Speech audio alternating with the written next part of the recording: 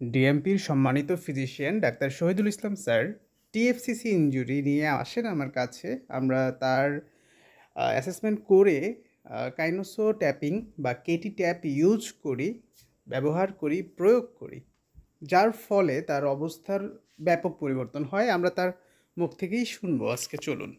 কাইনোসো taping for বা kinesiological taping বা sports taping for TFCC injury.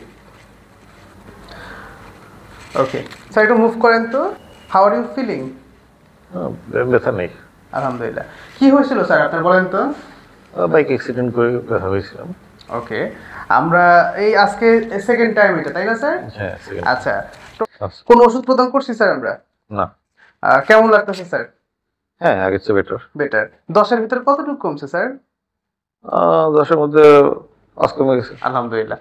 দর্শক, এই ধরনের সমস্যার ক্ষেত্রে যদি অ্যাসেসমেন্ট করে বের করা যায় এখানে আসলে লিগামেন্ট ইনজুরি হয়েছে, এই লিগামেন্ট ইনজুরিতে আপনার হিলিং না হলে আস্তে আস্তে কলাপস করতো, আপনার অন্যান্য জয়েন্টের যে ইস্যুগুলো সামনে চলে আসতো এবং আপনার মুভমেন্ট রেস্ট্রিকশন হয়ে যাচ্ছিল, ফুলেছিল। ফুলাটাকে ম্যানেজ করছি।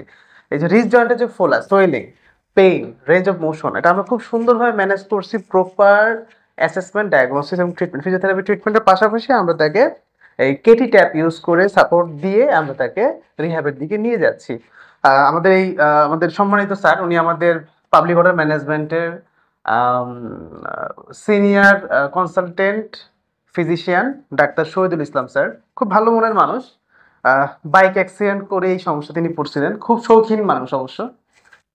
সো আমরা তার আরোগ্যতা কামনা করছি এবং খুব দ্রুত তিনি যে চলে আসবেন সে ইনশিওর করতেছি। আশা করা যায় স্যারের টোটাল 14 দিন লাগবে ঠিক হইতে।